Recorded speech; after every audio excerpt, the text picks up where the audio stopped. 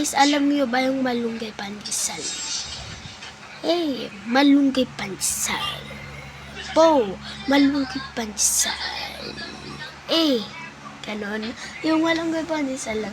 Tapos, alam niyo ba guys, sobrang ko. Like, hindi nyo talaga makikita yung body ko. And like, hindi nyo talaga kasi, sobrang dilim dito at naka-aircon ako na eh. So, dito nga pala akong matutulog. And, welcome to for today vlog. So, I'm Angel.